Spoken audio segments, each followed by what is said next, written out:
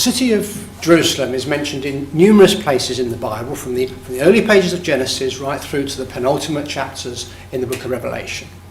In fact, over 60% of the books of the Bible talk about Jerusalem in some form or other. So I think just from those facts alone, you can see that Jerusalem plays a very important part in the Holy Scriptures. And that's what we're going to look at this evening. We'll start, God willing, by looking at some of the history of Jerusalem. And then we'll soon see that God has a very special relationship with that city, which we'll look at a little bit. And we'll also look at a number of prophecies that the Bible includes, some that have already taken place and some that are still to be fulfilled in the future. So we'll look at some of those. And we'll see as part of that Jerusalem has a part to play long into the future as well, and we'll explore what that is. And then finally we'll bring this home, because what we'll see as we go through is that it becomes a subject that is very personal to every one of us, or will be very personal to each one of us in the future, and we'll end by looking at that. So let's start then by looking at some of the history of the city of Jerusalem. And we'll start by going back to some of the very early pages of our Bibles in Genesis, when Jerusalem was a Canaanite city. Canaan, that was the name of the land at that time. The Canaanites were the people who lived there. If you have a Bible with you and you'd like to come with me, we go to Genesis chapter 14. So this is the first time the city of Jerusalem is mentioned in the Bible. It's in the time of Abraham. Now, what's happened here, his nephew has been taken captive by some attacking armies. Abraham has gone after those armies and he's overthrown them, and he's brought back his nephew Lot. And on his way back from that victory, he's met by a king. Let's go in at verse 18, Genesis 14. Then Melchizedek, king of Salem. Salem, that's the old word for Jerusalem. So here we are. Melchizedek, king of Jerusalem, brought out bread and wine. He was the priest of God Most High, and he blessed him and said, Blessed be Abraham of God Most High, possessor of heaven and earth, and blessed be God Most High, who has delivered your enemies into your hand. And he gave him a tithe of all.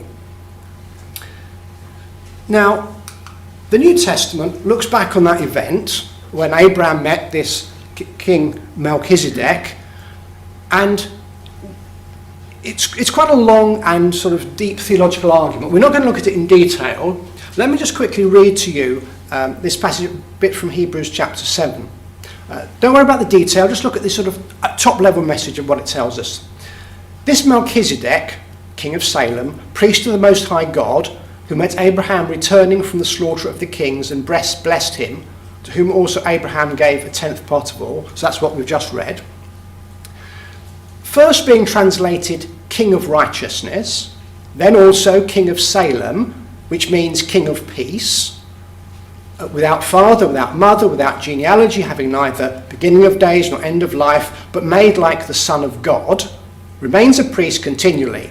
Therefore, if perfection were through the Levitical priesthood, for under it the people received the law, what further need was there that another priest should arise according to the order of Melchizedek, and not be called according to the order of Aaron? For the priesthood being changed of necessity is also a change of the law. So quite a complicated theological argument. We're not going to go into the details of that. What I want to point out is that the New Testament looks back to the first time we came across Jerusalem, and it says it's very significant. And it emphasises for us about the meaning of Jerusalem. So the king who came to meet him was the King of Peace. Jerusalem is described as the city of peace. And here the writer of the Hebrews is telling us this is very symbolic. It even links it to the Son of God and the priesthood. Okay? So, very first time here, time we came across Jerusalem, there's a lot of symbology going on, and we'll see some more of that in a minute.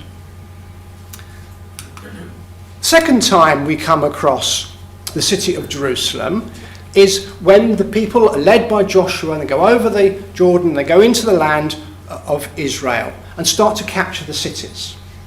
Now, if you come with me to Joshua chapter 15, we'll see that when they capture all the other cities, they don't succeed in capturing Jerusalem, the city of peace.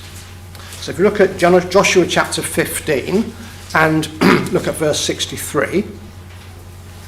So it's from about verse 20, it's listed all the cities that they've captured and started to take possession of. Verse 63, as for the Jebusites, the inhabitants of Jerusalem, the children of Judah could not drive them out, but the Jebusites dwell with the children of Israel at Jerusalem to this day. So here we're up into Joshua's time. Children of Israel still do not occupy fully the city of Jerusalem. They couldn't throw out its inhabitants. Now if we go on to the time of the Judges and chapter 1, we see there after Joshua's death they have another go at Jerusalem, a little more successfully this time. Judges 1 and verse 8. Now the children of Judah fought against Jerusalem and took it, and struck it with the edge of the sword and set the city on fire. So they've captured the city at this point, but it appears that they do not actually inhabit it. And it quickly goes back to being a Jebusite city. The people of the land simply go back in again. And we know that because if you go on to chapter 19, we'll see here that the Canaanites are back in the city of Jerusalem, and Israel does still not really own the city. Now, Leviticus 19 is a story about a Levite. He's on a journey coming back with his servant, and it's getting dark, and they're coming past Jerusalem as it starts to get dark. Look at what he says about it in verse 10. However, the man was not willing to spend that night, so he rose and departed and came to opposite Jabus, that is Jerusalem. With him were the 2 saddled donkeys. His concubine was also with him. They were near Jabus, and the day was far spent, and the servant said to his master, "Come, please, let's turn aside into the city of the Jebusites to lodge in it." But his master said to him, "We will not turn aside here into a city of foreigners who are not of the children of Israel. We will go on to Gibeah." So here in Judges 19, we see it's still not an Israelite city. Okay? And in fact, it's only when we come to the time of King David that it finally comes to be owned by the children of Israel. Now, David had 2 encounters with Jerusalem. The first one was before he was a king. You remember when he fought their great warrior Goliath. And remember at the end of that battle, David cuts off Goliath's head. Now, what does he do with it? Remember what he does with the head once he's cut it off? Well, if you come with me to 1 Samuel chapter 17, you'll see that David took the head and he carries it and he goes over to Jerusalem. 1 Samuel 17, if you look at verse 54. Then David took the head of the Philistine and he brought it to Jerusalem, but put his armour in his tent. So he goes there. It's still a Jebusite city at this time, and you can imagine David standing there at the gates of the city holding the head of Goliath above his head, saying, this is what I've done to your great warrior, and I want to come back and do the same to you. Right? The sort of I'll be back kind of message to the people of the city. And sometimes later, when he is king, he comes back again to the city and fulfills his threat. So if you go on to 1 Chronicles 11, we can see there that David, after he's been throned, comes back and fulfills his threat and captures the city of Jerusalem. So 1 Chronicles 11 verse 4. And David and all Israel went to Jerusalem, which is Jabus, where the Jebusites were, the inhabitants of the land.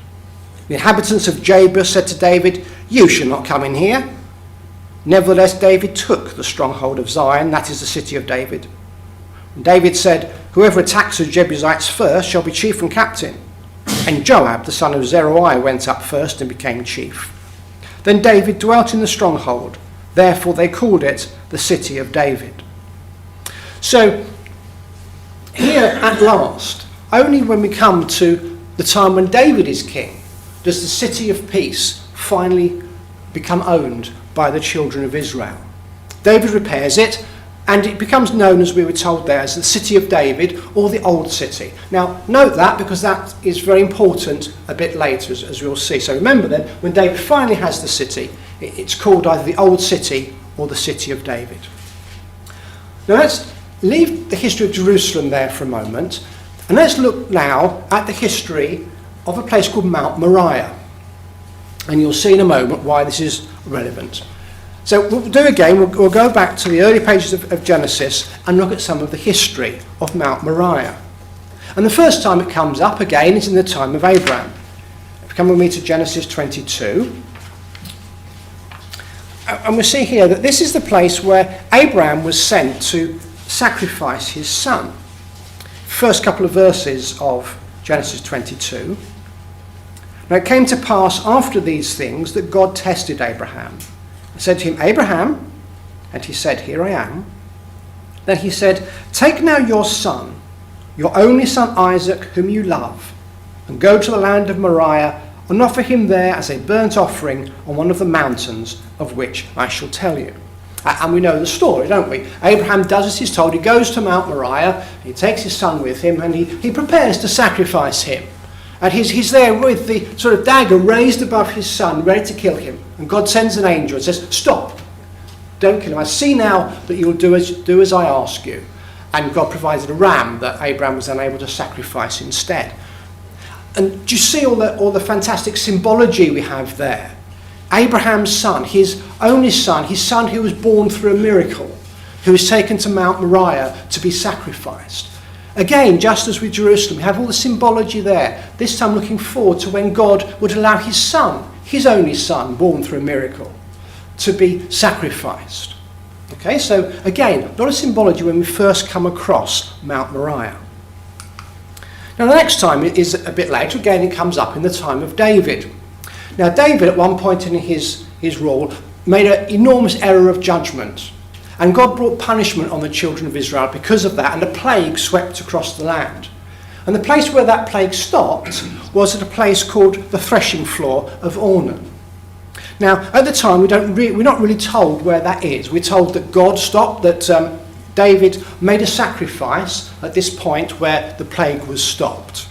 And we're told it was owned by Ornan, who was called the Jebusite. So we know he's in that same part of the country, but we don't know exactly where that is. But in a moment, you'll see we find later on where it is. The next time Mount Moriah comes up is in the time of David's son Solomon. If you come with me to 2 Chronicles chapter 3, we'll see that this is the point where Solomon built the temple.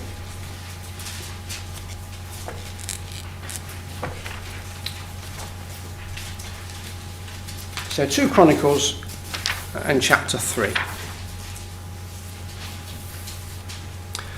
Now Solomon began to build the house of the Lord at Jerusalem. Where did he build it? On Mount Moriah. Look what the writer adds here.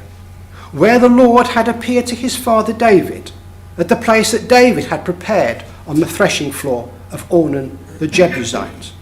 Okay, so we're told that not only was Mount Moriah the place where Abraham, in effect, sacrificed his son, we're told it's also the place where David made a sacrifice to God to thank him for stopping the plague. It's also the point where Solomon builds the temple to the Lord. Now, many historians also put forward evidence to suggest that Golgotha, where, of course, Jesus was crucified, was also on Mount Moriah.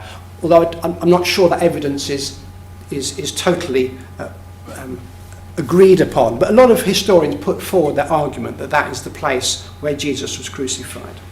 So really what we very much see here is that Mount Moriah has a very important history of great sacrifices right back to the time of Abraham. Okay, so that's the history of Mount Moriah, but where is it? Well, you'll see in a moment that the relevance to tonight's talk. Here's a sort of sketch map of the area, and in particular there's three mountains really that we'll look at. Now, I don't know how well you can see the picture in the top right hand corner, but what you can see is that area when we talk about mountains. These are not great pointy mountains with snow on the top like we see in Europe. They're more sort of rounded hills. Okay, and there's three in particular. Mount Zion is that one just there. Then this is Mount Moriah that we've just been talking about next to it. And the other one, important, is the Mount of Olives, which is just on that side of the Valley of Jehoshaphat. Now, the city of David, then, the original Jebus, that's roughly there on the foot of Mount Zion. Okay, so when we're talking about the city that David captured, it's that bit there. Now, Solomon extended the walls of that city further. He extended them there when he built the temple. So now we're up to this area here. And then in the time of Nehemiah extended out the back there, and the whole of this area, then encompassing Mount Zion as well, is what's known as the Jerusalem. It's kind of the area that, for the sprawl that we have these days of Jerusalem. So when the Bible talks about Mount Zion or Mount Moriah or Jerusalem, it's all that area here that we're talking about. Okay, so you can see why Mount Moriah is kind of so much intertwined with the history of Jerusalem as well. They're very much one and the same thing. And what we see in the page of the Bible is that God has a very special relationship with this city of Jerusalem. Let me put a few passages up on here on the screen for you. Back in Kings, we read, Jerusalem, the city which the Lord has chosen out of all the tribes of Israel to put his name there. In the Psalms, we're told this is the mountain which God desires to dwell in. Yes, the Lord will dwell in it forever. In Chronicles, we're told that in Jerusalem shall my name be forever. And that's God speaking. And then in Psalm 132, the Lord has chosen Zion. He has desired it for his dwelling place. This is my resting place forever. Here I will dwell, for I have desired it, says God. All right, so we can see God has very special feelings about the city of Jerusalem. Let's just look at some of the phrases there. In Jerusalem shall my name be forever. God will dwell in it forever. This will be my resting place forever. Okay, so we see that not only has God had a special relationship with it in the past, but God is saying this special relationship is going to continue forever into the future. Okay? And therefore it's not surprising, is it, that the Bible has a lot of prophecies about Jerusalem.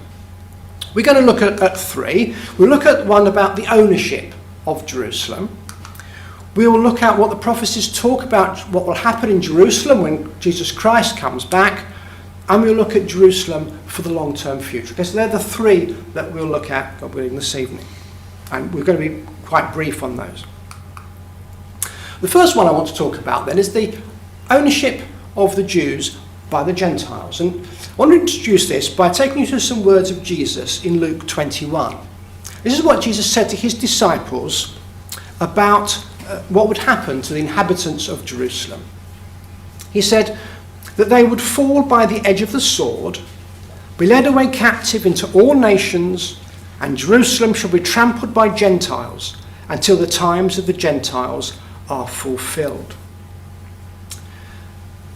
So what Jesus is saying about Jerusalem is that the time is going to come shortly afterwards, that Jerusalem was going to be attacked, that the people were going to either be led away or killed by the sword. And of course that started to happen in AD 70, didn't it, when the Romans came down and attacked the city of Jerusalem. But in particular, what I want to note is Jesus' phrase here about the times of the Gentiles. Okay, so that's the period of time for which he says Jerusalem would be, as he uses the phrase, trampled by the Gentiles. What Jesus is saying is there will be the fixed time period in which the Gentiles are allowed to have ownership of Jerusalem and the city and the tabernacle. But that will be for a fixed time. So what is that time of the Gentiles?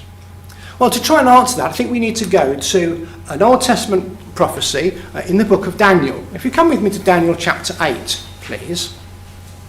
And we'll see what this prophet had to say. Now, Daniel recorded his dreams that he had. Now, in this dream, in Daniel chapter 8, he sees two animals fighting. And let's just look at verses 3 through to 7. So this is Daniel talking about what he sees in his dream. I lifted up my eyes and saw, and there, standing beside the river, was a ram which had 2 horns. And the 2 horns were high, but one was higher than the other, and the higher one came up last. I saw the ram pushing westward, northward, southward, so that no animal could withstand him, nor was there any that could deliver from his hand. But he did according to his will, and became great. As I was considering, suddenly a male goat came from the west across the surface of the whole earth without touching the ground. And the goat had a notable horn between his eyes.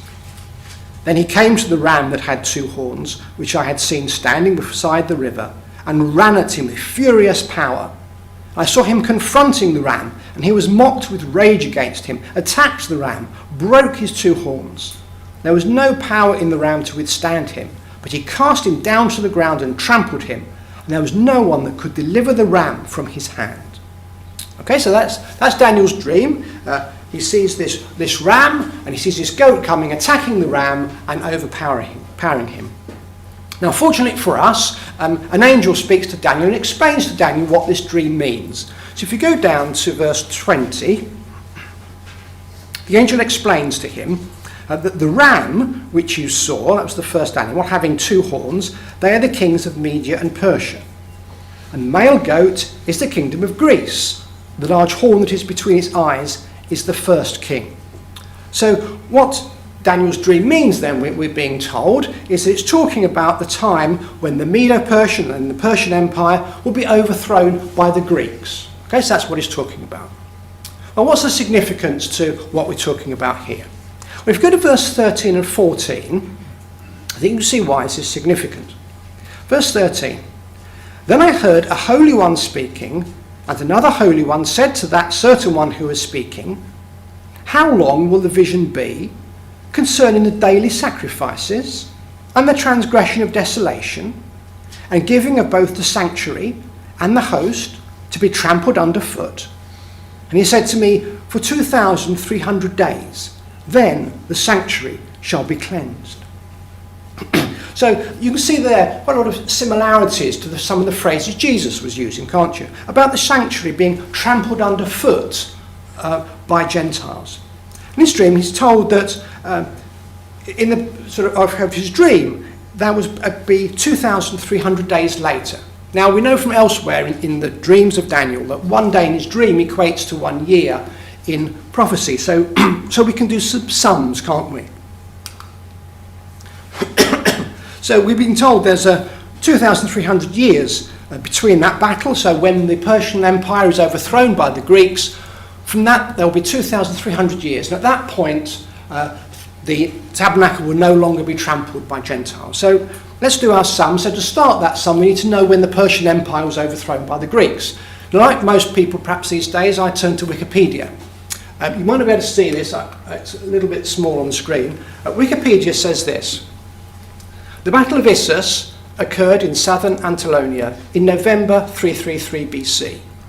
The invading troops led by Alexander, of course, as we all know, was the famous Greek commander. They were outnumbered more than 2 to 1, yet they defeated the army personally led by Darius III of Persia. The battle was a decisive Macedonian victory, and it marked the beginning of the end of Persian power. So according to Wikipedia, the point at which the Persian power was overthrown was 333 BC. So that's the point we have in Daniel's prophecy. So let's do our sum. So 333, and remembering, of course, that BC was negative. So 333 BC, we add on the 2,300 years of Daniel's dream, and we get to 1967 AD. So what was special about 1967? Well, 1967 was the year that saw what became known as the Six-Day War. Now, to understand what happened, I need to give you a little bit of explanation to how the land was divided after the Second World War. So, after the Second World War, the Jews were given a land to own as their own, which is marked by this orange here. And note, there's like this big bite taken out the side of the land they're given. And this was given to Jordan, this area around here. Now Jerusalem, as you see, is on that kind of, that nose sticking into that area that's bitten out. So there's Jerusalem.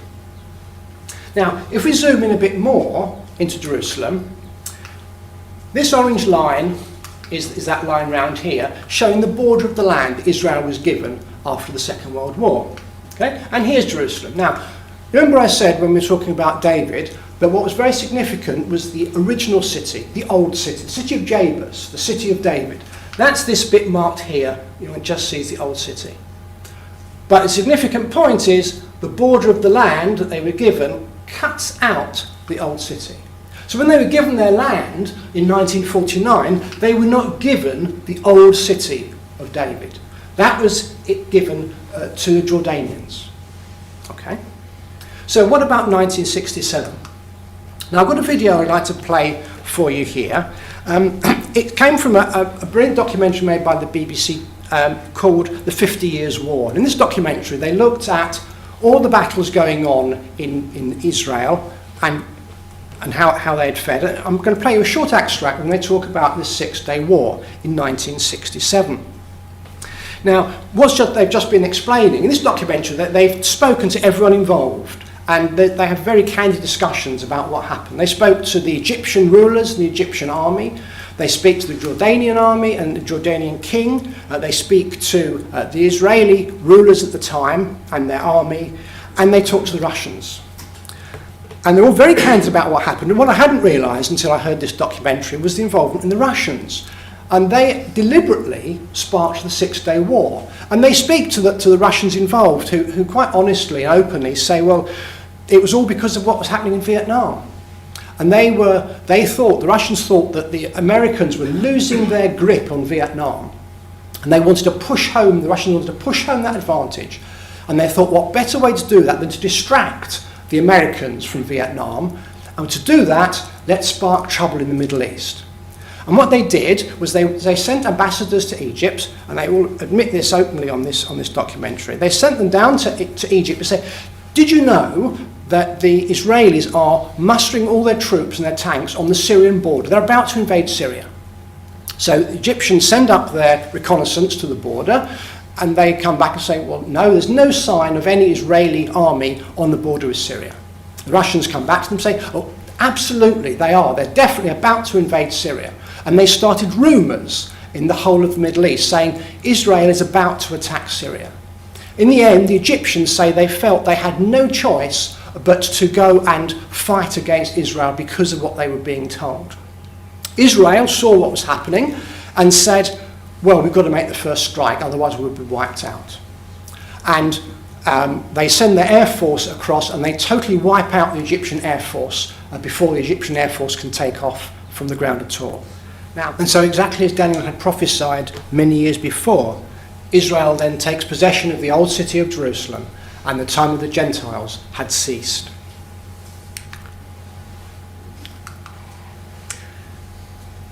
There's also other prophecies that talk about what will happen at Jerusalem in the future, and we'll look at a couple of those now.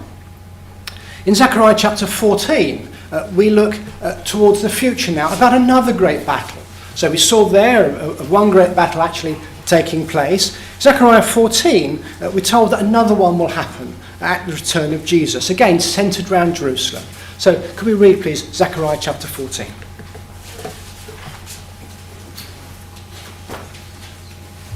Zechariah 14. Behold, the day of the Lord cometh, and thy spoil shall be divided in the midst of thee. And I will gather all nations against Jerusalem to battle, and the city shall be taken, and the houses rifled, and the women ravished, and half of the city shall go forth into captivity, and the residue of the people shall not be cut off from the city. Then shall the Lord go forth, and fight against those nations as when he fought in the day of battle, and his feet shall stand in that day upon the Mount of Olives, which is before Jerusalem on the east. And the Mount of Olives shall cleave in the midst thereof toward the east and toward the west. And there shall be a great valley, and half of the mountain shall remove toward the north, and half of it toward the south. And ye shall flee to the valley of the mountains, for the valley of the mountains shall reach unto Azal, Yea, ye shall flee, like as ye fled from before the earthquake in the days of Uzziah king of Judah. And the Lord my God shall come, and all the saints with thee. And it shall come to pass in that day that the light shall not be clear nor dark, but it shall be one day which shall be known to the Lord, not day nor night. But it shall come to pass that at evening time it shall be light. And it shall be in that day that living waters shall go out from Jerusalem, half of them toward the former sea, and half of them toward the hinder sea. In summer and in winter shall it be. And the Lord shall be king over all the earth. In that day there will be one Lord, and his name one. All the land shall be turned as the plain from Geba to Rimmon south of Jerusalem, and it shall be lifted up and inhabited in her place. From Benjamin's gate unto the place of the first gate, unto the corner gate, and from the tower of Hananeel unto the king's wine presses. And men shall dwell in it, and there shall be no more utter destruction, but Jerusalem shall be safely inhabited. And this shall be the plague wherewith the Lord will smite all the people that have fought against Jerusalem. Their flesh shall consume away while they stand upon their feet, and their eyes shall consume away in their holes, and their tongue shall consume away in their mouth. And it shall come to pass in that day that a great tumult from the Lord shall be among them, and they shall lay hold every one on the hand of his neighbour, and his hand shall rise up against the hand of his neighbour. And Judah also shall fight at Jerusalem, and the wealth of all the heathen round about shall be gathered together, gold and silver and apparel in great abundance. And so shall be the plague of the horse and of the mule, and of the camel and of the ass, and of all the beasts that shall be in these tents, as this plague. And it shall come to pass that every one that is left of all the nations which came against Jerusalem shall even go up from year to year to worship the King, the Lord of hosts, and to keep the feast of the tabernacles. And it shall be that whosoever will not come up of all the families of the earth unto Jerusalem to worship the King, the Lord of hosts, even upon them shall be no rain.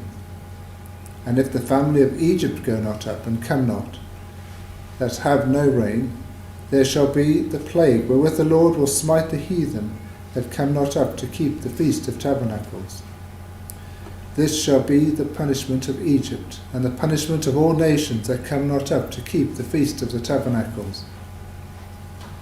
In that day there shall be upon the bells of the horses holiness unto the Lord, and the pots of the Lord's house shall be like the bowls before the altar.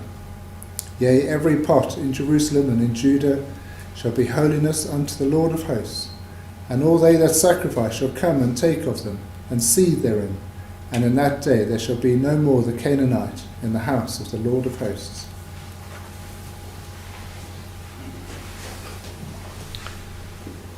There's also a prophecy in the book of Joel which very much covers the same sort of events.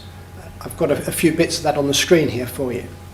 The prophet Joel said, "Assemble and come all you nations, prepare for war, to the valley of Jehoshaphat. The day of the Lord is near, the sun and moon will grow dark. The Lord shall roar from Jerusalem, the heavens and earth shall shake. But the Lord will be a shelter. So you shall know that I am the Lord your God, dwelling in Zion, my holy mountain. Then Jerusalem shall be holy, and no stranger shall pass through her again." So if you put those two prophecies together, these are some of the pictures we see of what will happen when Christ returns. There will be another large battle in the future, centred again on Jerusalem. We're told that this time Jerusalem will be largely overthrown. But at that point, God will intervene and Jesus will return to the Mount of Olives. We're also told there'll be a great earthquake and there'll be great confusion among the attacking armies. So much confusion, in fact, that we're told they end up fighting each other and are therefore all overthrown. And the conclusion is that God will be worshipped from Jerusalem. So that's the picture we have of what is going to be happening shortly.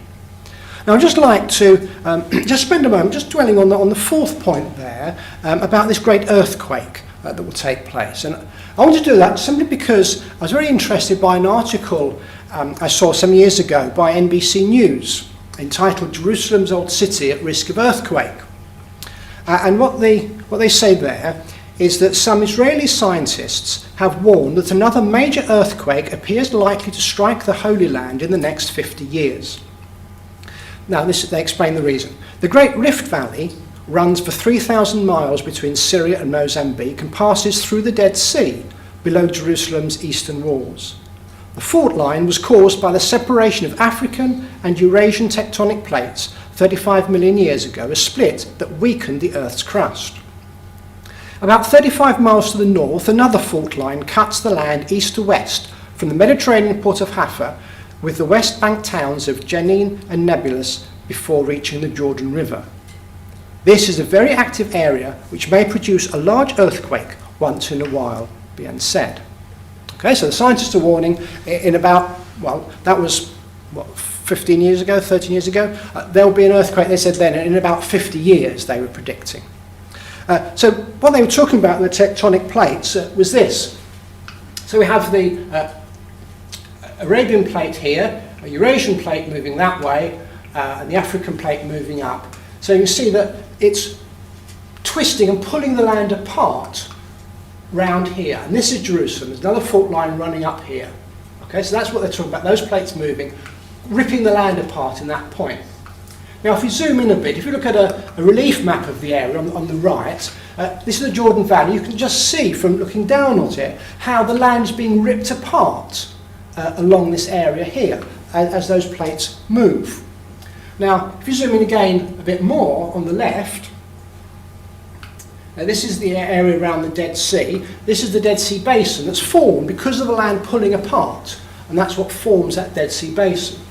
If you look at where Jerusalem is, it's right on the edge of this area here where it's being pulled apart. And these little crosses are the sort of fold lines in the land. So what the scientists are saying, with all these fold lines here on Jerusalem, right around here, that this is an area that's going to see a large earthquake. And their feeling was, from what they've been looking at, that the plates were about to go like that again, which will cause a big earthquake. And I thought that was interesting, bearing in mind what we've seen in those prophecies about an earthquake in the land in Jerusalem at the time of Christ's return. I thought it was interesting to see that scientists are predicting the same sort of thing.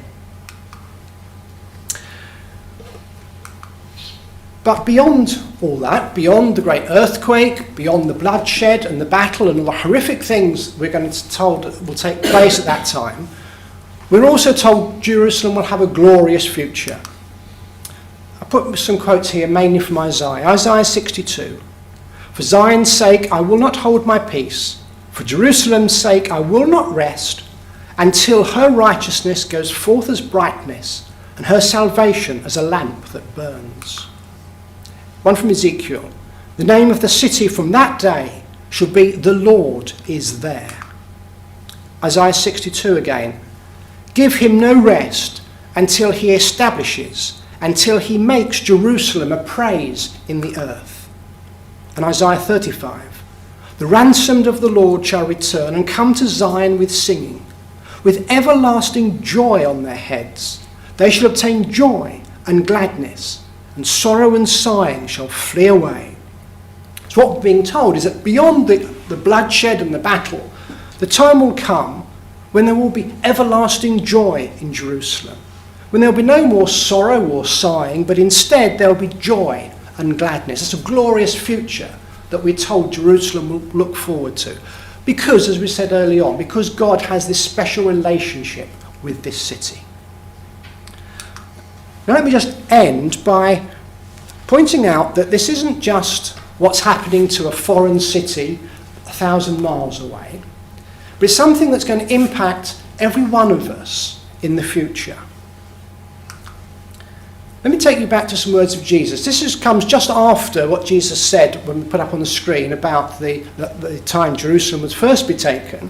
He went on from that to say that they will see the Son of Man coming in a cloud with power and great glory. Now when you see these things begin to happen, look up, lift up your heads, because your redemption draws near. So do you see how now this is suddenly becoming a personal message, isn't it? Something that we should be reacting to, right? Lift up your heads, he says, because your redemption draws nigh. Your redemption, your salvation. It suddenly becomes something very personal to each one of us, because these world-changing events that will take place at Jerusalem, as we've seen, will roll out to encompass the whole world and will impact every person. And so we need to take action in our lives now, so that when those things do happen, we will be ready for them. And that's the sort of topics that are often covered from this platform.